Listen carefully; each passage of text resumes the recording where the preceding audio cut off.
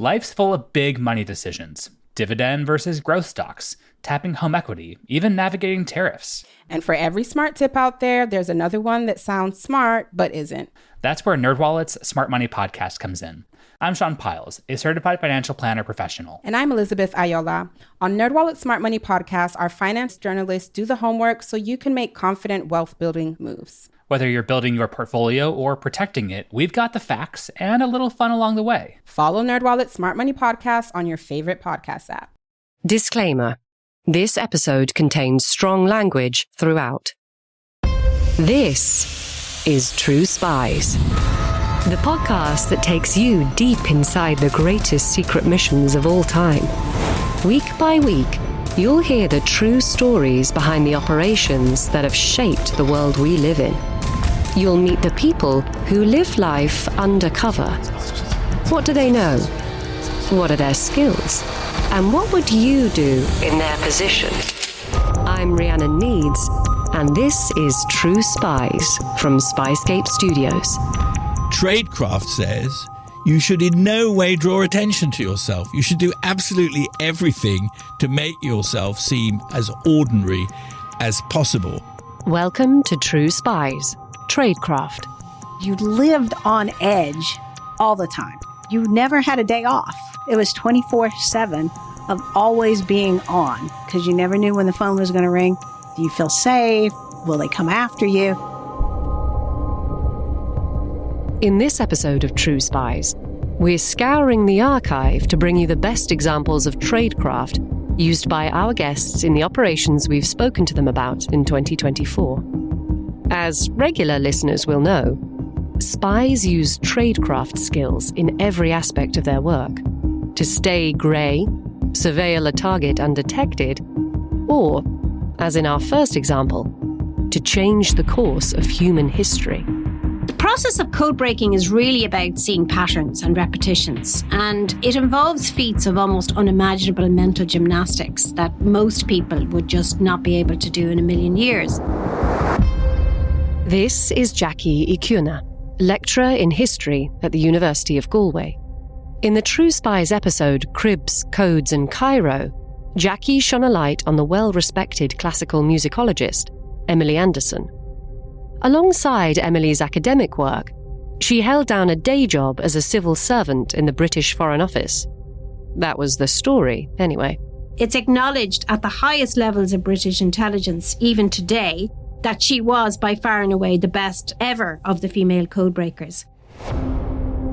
It was during an interview for the BBC in 1961 about a book she'd just published, a translation of the complete letters of Beethoven, that she hinted at what she really did for the Foreign Office during World War II.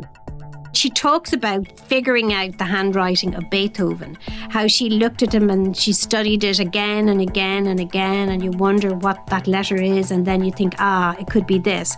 And then you use that letter as a crib. Regular True Spies listeners might know that a crib is a code-breaking technique.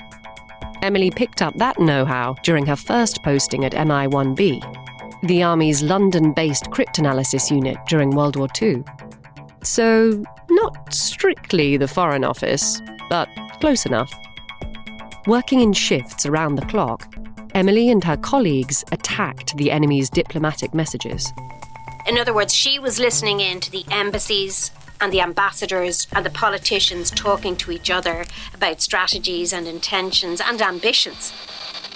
But it wasn't quite as simple as that. While you could hear these messages over the wireless, they were heavily encoded. To the point, in fact, where it often wasn't even clear which language they were originally in. But if you are skilled in looking at patterns and repetitions, it's much easier to recognise, firstly, what language you're decoding. Because if you get a message, it comes in blocks of 5 numbers and letters, and a skilled cryptographer would look at that page and say, okay, that's looking like it's a verb. It's a German verb. Most German verbs end in an en. If I'm seeing on the page where a verb is likely to be and it looks like it's en but in the form of QR, then that's very likely to be a German code. These patterns give you your crib, a key into the code's broader structure. But finding a way into the code was only the start for a mind like Emily's. The next phase involved a process called book building. And book builders are not just those who were given a page of Morse code and are asked to break it and make sense of it. She started looking at patterns of building blocks for the codes in whatever language it was. She's going back to how the original cryptanalysts would have created that code by breaking it down and reverse engineering it in one way. A book builder like Emily would compile all these cribs, systemizing all these keys into a template that could then be applied to each language of code. And that's what book building was about. It was about finding the keys, the ways to get into those codes. By the end of World War II, Emily Anderson had perfected code breaking in a 5th language. Not bad for a civil servant. We go from code breaking in the 20th century to its equivalent in the 21st. Well, code breaking of sorts. His password ended up being Chewy12345. Chewy was the name of the cat. This is FBI cybersecurity agent Chris Tarbell. In the True Spies episode, The Silk Road Bust, Chris told the story of the most notorious online black market in internet history and how the FBI brought it down. In the process, it ruined the man who ran Silk Road, Ross Ulbricht, known online as DPR. DPR is Dread Pirate Roberts. He's the system admin, or the guy running the show, or as his words put it on the site, the captain of the ship. And if you didn't like the rules, you could get off his ship. Those were his quotes. For the purposes of this episode, we're focusing on the climactic arrest of DPR. The FBI has to catch him in the act, meaning they have to catch him sitting at his laptop. The laptop must be opened and logged in. Only then can they access his online kingdom, the proof that he is indeed the man behind Silk Road. After some digging around online, Chris's team tracks Ross down. He lives in San Francisco. It's 2013. Chris and his New York team are in San Francisco, making early preparations for the plan to arrest. Chris knows that the local branch of the FBI has jurisdiction here, and they have to play by their rules. But in the back of his mind, he really wants his team to be the one to make the arrest. He'd worked too hard on it to give that pleasure over to the Californians. So he gathers his crew for a private debrief. We're out in San Francisco. We meet up for dinner. I talk about the plan and explain to him that we need to make this arrest so this laptop stays alive. This is our big plan. There had been some talkings that Ross had a degausser, or a device that you hit a button and it blows away the whole hard drive. So all about keep the laptop alive. They even go to a local electronics store to buy, as he describes it, every adapter that was available to make sure Ross's laptop stays switched on. The New York crew have their plan, but they are still at the mercy of the San Francisco office. The local FBI supervisor has made it clear that they are planning to catch Ross their way, with a SWAT team. But in the case of cybercrime, nuance makes for a better bust than gun-toting Hollywood swagger. So the boss thinks about it in other ways. He goes, okay, we'll send in 3 SWAT teams. He was going to have a SWAT team rappel down from a helicopter, one come up through the basement, and one break through his window. And I said, you can't do that. It's not going to work. He'll close it. The local boss reluctantly gives Chris another day. He's tracking Ross's movements in order to catch him in the act. But Ross is a no-show. The following afternoon, the local FBI calls a briefing down in San Jose to plan the SWAT team's maneuvers. The operation is to take place the next morning. Time is running out for Chris to catch him the way he wants to. Just when I'm about to leave, we got a call from the surveillance team that Ross just walked out of his house and he's got a laptop bag over his shoulder. So we scatter. We go and run. I come out of the cafe and take a left, and I go into the crosswalk, and there's Ross right in the middle of the crosswalk. It's just me and him going head on. I have an arrest warrant in my pocket. I got my gun. I got my cuffs. I'm ready to throw him on the ground. Good to go. Case over. But I remembered that we got to get the laptop, so I just walked past him.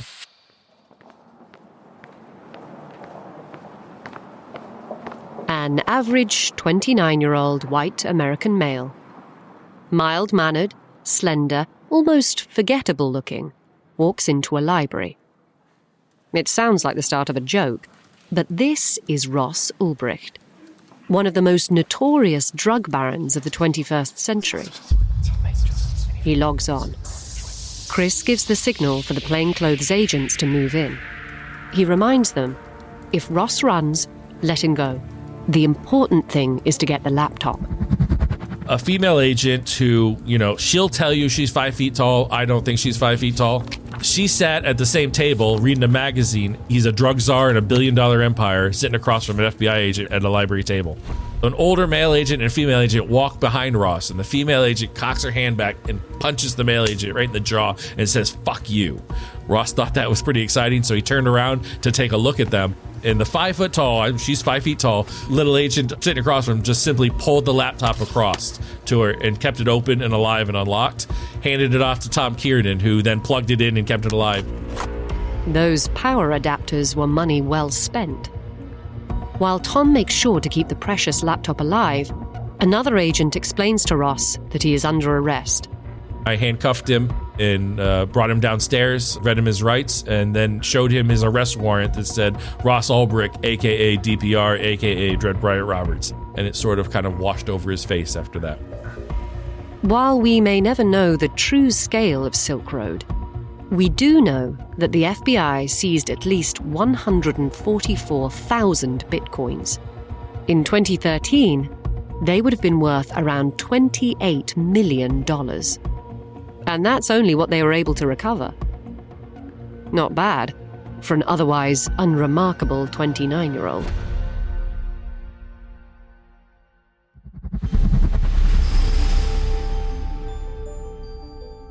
We aren't saying every normal-looking person is up to something nefarious, but it gives you a head start if you want to commit espionage.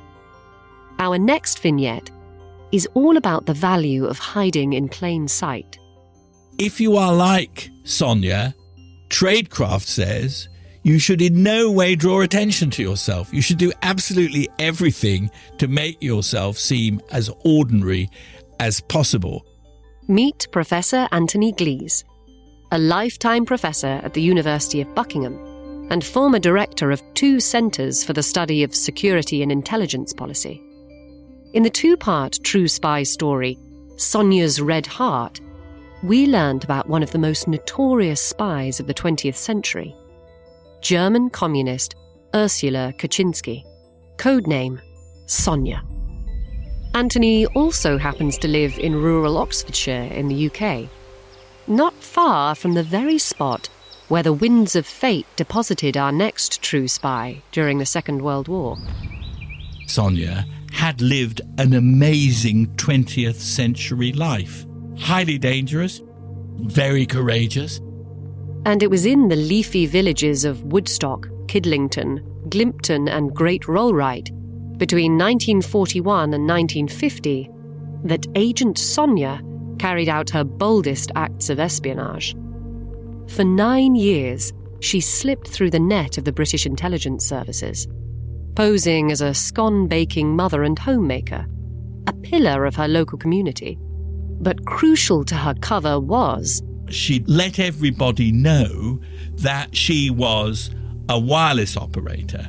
And how did she let everybody know she was a wireless operator? Well, by erecting wireless aerials everywhere she appeared to be living. Which is how she delivered the closest guarded secrets of the Anglo-American atomic project directly to the Soviet Union. This rather small, sprightly woman with sparkling bright eyes was one of the most important intelligence officers that the Soviet Union possessed at the time. Which came with risks when you're transmitting top-secret information from Britain to the Soviet Union using a wireless radio. So, for Sonia, the huge risk was that MI5 would pick up one of her radio messages. They would assume that it could be a German agent operating in Oxford. what Sonia had to do was continue to send messages to the Soviet Union, but not be discovered by people who were both technically adept at the discovery, because not least they wanted to get German spies, but also understood that she was a communist and that therefore she might be up to something. Picture the scene. Sonia plays with her 3 children in the morning, bakes some scones in the early afternoon, and then delivers them to her favourite neighbours, en route to meet Klaus Fuchs, one of the most notorious and devastatingly effective atomic spies of the 20th century. They would go for a stroll in the park, where Fuchs would relay the most valuable secrets of the British nuclear project to Sonia. Sonia would then pass this information on to the Soviets. She found an extremely ingenious way of doing that. Sonia's radio was no secret. Her neighbours noticed the aerials. In fact, MI5, the radio security service and special branch, even knew its precise location. And because they knew the precise location, they could quickly verify that she wasn't using it at all. They'd even come round to have a look. What they didn't twig was that Sonia and her new husband Len Burton had hired a second house north of Summertown on the road to Kidlington at 134 Oxford Road, Kidlington. And that house, in my opinion, was the key house where Sonia's real radio equipment and functioning aerials were utilised by her.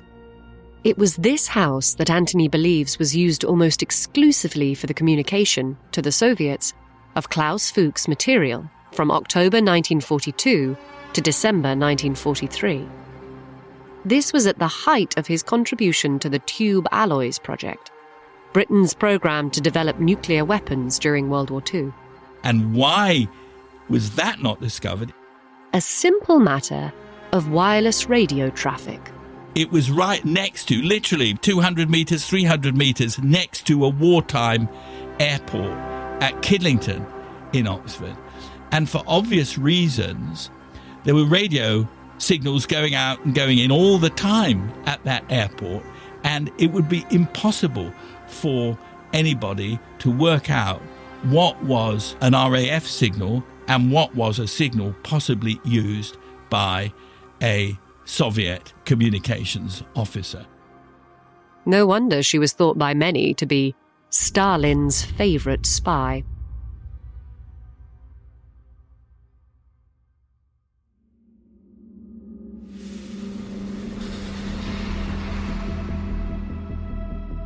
Three years after her daughter's been kidnapped, Miriam has kind of established herself as the preeminent investigator for the cause of the missing and the disappeared. And the more she knows, the more she realizes the specific danger she's in, and yet she knows that she's not going to stop. This is New York Times journalist Azem Ahmed speaking about Miriam Rodriguez, a 56-year-old Mexican shopkeeper and grieving mother who took on the cartel that murdered her daughter, the Zetas. The Zetas and others were pioneering new ways to inflict cruelty on their enemies.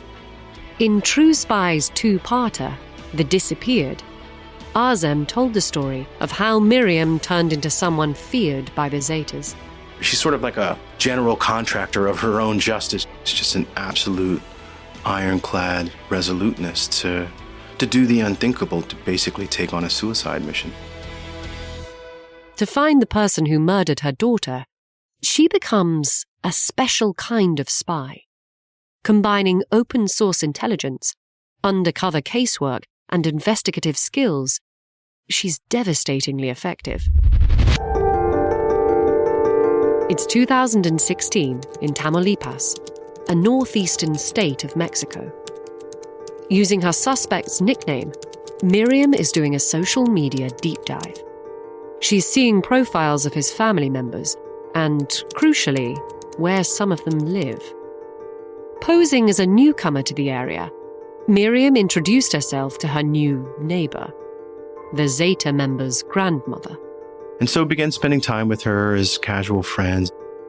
After a few weeks, she inquires about the grandmother's family. What about the man whose picture is on the mantelpiece? His grandmother says, he's doing really well. Finally, he's a born-again Christian, and he's actually involved with this evangelical church in Ciudad Victoria. It's located here. Miriam starts attending the church every day. After a couple of weeks, she's sure. The altar boy. That's him. And she orchestrates the arrest. Miriam Rodriguez is mastering the art of investigation. She slowly arms this remarkable and diffuse campaign. And what she comes to realize is investigations are no magic endeavor. They are just about effort. It's about showing up at the ice cream store day after day after day. It is about calling numbers until you find the person willing to admit they are the relative of so-and-so, and then concocting a ruse that allows you to get close to them. But while espionage is often a monotonous process, Miriam knows it also requires moments of creativity. By pretending to be someone else, she finds where these setters are located.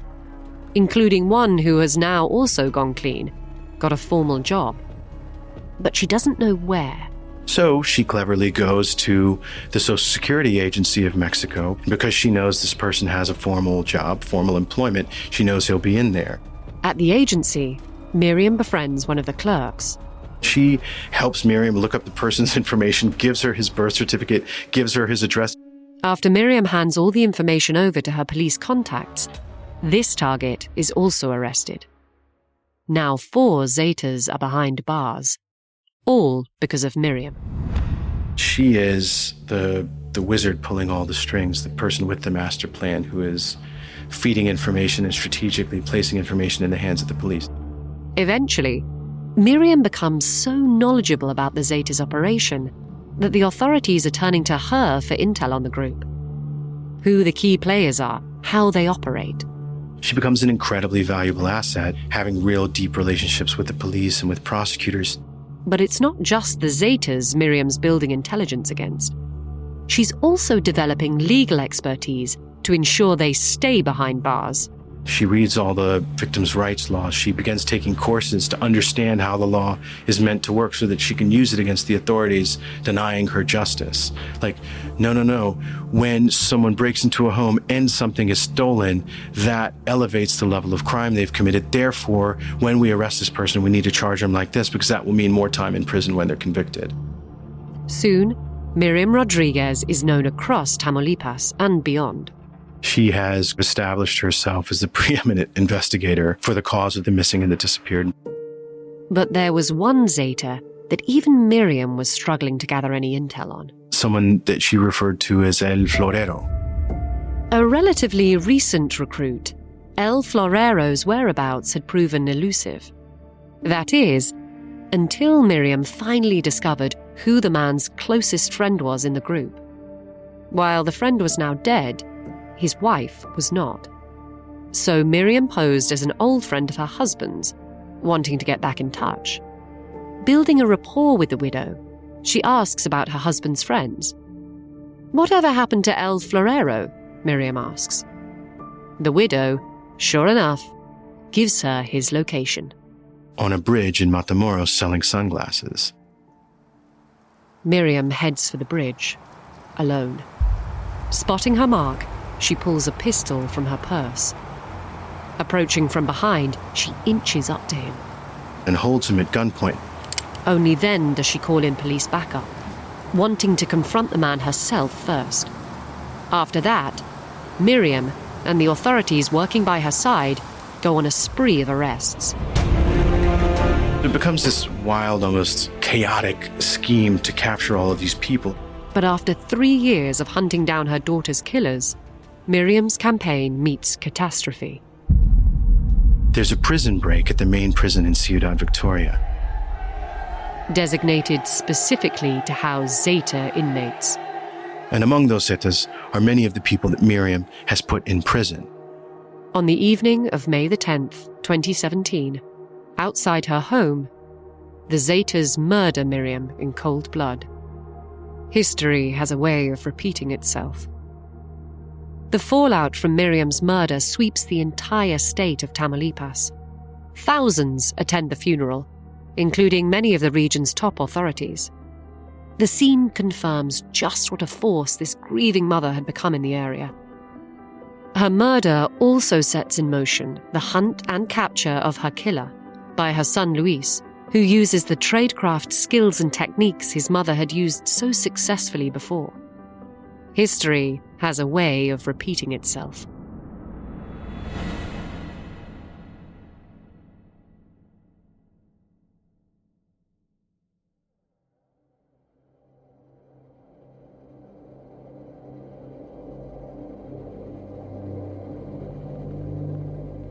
Miriam mastered the art of undercover work to track down and arrest targets.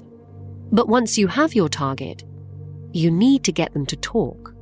They would have American soldiers, German American soldiers, dressed up in Nazi German uniforms, and they would become the actors for interrogations. This is Robert Sutton, former chief historian for the U.S. National Park Service. Fort Hunt, aka P.O. Box 1142, was the military base that became one of the most secretive centers in U.S. intelligence history. They never called it Fort Hunt. No one who was there ever said Fort Hunt. The people who were there were sworn to secrecy. What's fascinating is that nobody else had a clue what they were doing. A base that processed hundreds of the Nazis' elite officers and scientists before disappearing without a trace shortly after the end of World War II.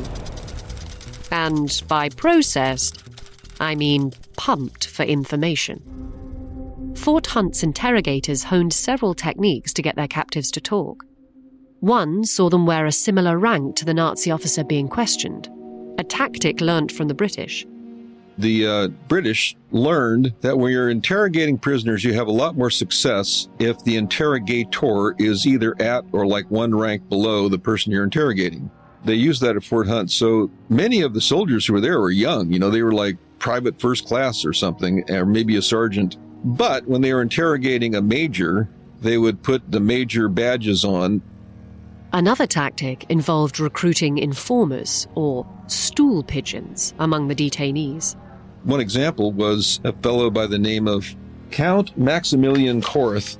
An Austrian aristocrat, Count Koreth's father had been imprisoned by the Nazis following the Anschluss. He didn't like Hitler, he didn't like what was going on. He came to them and said that he'd be interested in doing what he could to help. And as the second-in-command on a German U-boat, Koreth had the credentials necessary to get his comrades to talk. And so he roomed with a number of German U-boat prisoners, and he was very, very effective in getting information out of them. Including crucial intel on the Nazis' new T-5 acoustic torpedo. The prisoner got really excited, his voice went up, and he just started describing it in great detail. The torpedo honed in on the sound of propellers, rendering even inaccurate launches a danger to its targets. All of this was gold to the Allies, knowing what military innovations the Germans were bringing to the battlefield and how they could potentially foil them. In some cases, though, captives refused to play ball, flatly denying knowledge of just about anything. Unbeknownst to them, however, the men at Fort Hunt had a backup plan. They would have hidden microphones to eavesdrop on conversations of these German prisoners, which proved particularly useful when uncooperative detainees returned from interrogations. For example, one German pilot, he said, he's just a regular pilot, no big deal.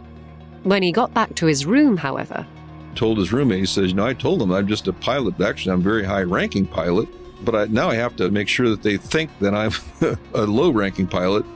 And not only that. He said, I lied about where this particular manufacturing plant was. I said I didn't know where it was. I knew exactly where it was. I said there were 10,000 people that worked there. Actually, there were 20,000 people.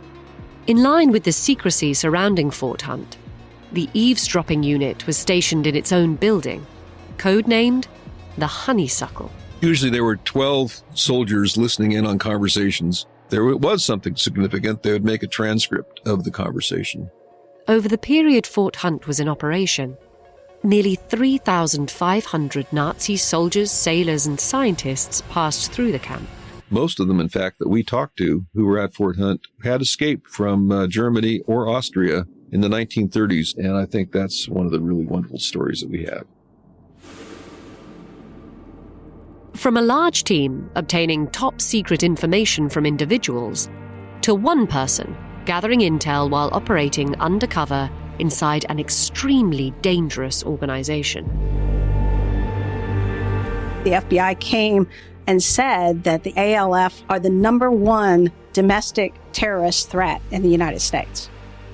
I think one of the things that made me a better undercover than most people is I'm kind of low-key. So I could go sit in the coffee shop and I see a group time after time after time, and I wasn't going to go up and just start talking to them. And eventually they started talking to me. This is undercover FBI agent Dana Ridenauer. She featured in True Spies episode The Gathering, which told the story of how the Bureau sought to bring down the #1 domestic terrorist threat in the United States at the time, the Animal Liberation Front. But Dana's journey begins where every good FBI undercover agent's journey begins, with training. And it wasn't for the faint-hearted. There were no gaps and no separation, so we didn't get the weekends off. And we started really early in the morning. We went into the wee hours of the morning. So we were averaging about an hour and a half, 2 hours of sleep a night. And they did that on purpose. They wanted to get the undercover candidates as tired and as exhausted as possible to see how you could think under pressure, how you would react under pressure. Each night, the candidates are put through scenarios. Situations ranging from trying to stay inconspicuous in a crowd to remembering every single detail of a contrived backstory. Most of them were no-win situations, so it was just think on your feet as fast as you can and hope you survive the scenario to move on to the next one. Dana remembers one scenario in particular. There was one that I always kind of thought was really funny because FBI agents were trained never, ever, ever to do drugs. And we all have clean backgrounds or we wouldn't be FBI agents to begin with. So they used a scenario in a pool hall setting where the undercover was presented with cocaine, snorting coke. At first, the atmosphere was relaxed. It was kind of an easygoing party at first, so you could come up with excuses why you didn't want to snort the cocaine. But as the night wore on, the guns came out. The course trainers become agitated, threatening the candidates. Before eventually, there's a gun to your head, are you going to snort the cocaine? Even then, many of the candidates went by the book and refused, which was an instant fail. But they put that scenario in there for a reason. One, to get you thinking, okay, I'm not an FBI agent. I'm a bad guy. I'm an undercover, and I can snort the cocaine if I have to. While the gun was a fake, the situation simulated, and the trainers known to the candidates, the exercise hit home for Dana. It was so ingrained not to do drugs that scenario would trip up a lot of people. And also to kind of get you thinking, well, if this really happens in real life, how am I going to handle it?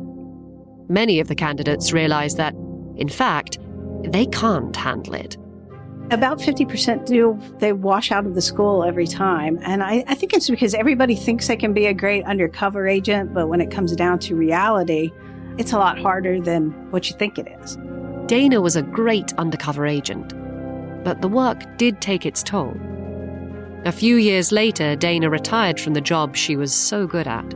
I had gone back to undercover school as a role player, and I always told the candidates, look, people, if the hair on the back of your neck stands up, it's doing it for a reason. Back up.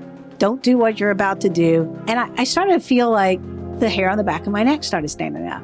So at that point, I thought, am I the person who's going to take my own advice, or am I the person that's going to be stupid? I got in the car, I drove back to my office, and I told my supervisor, I'm 6 months away from retirement. I'm done with undercover work. I'm done. I just feel like I did my duty. I've done more undercover work than most of the agents we have, and it was time for me to hang up my undercover shoes, so to speak. A reminder that, yes, it's interesting and exciting hearing about the lives of our true spies. But in all these highly stressful and dangerous situations sits a human being, albeit a highly skilled and trained one, with all the tradecraft at their fingertips to get them into and out of sticky situations. But sometimes, the best piece of tradecraft you can use is knowing when to stop.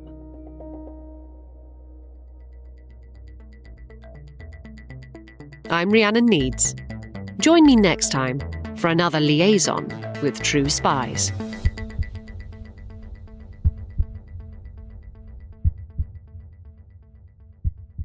Disclaimer. The views expressed in this podcast are those of the subject.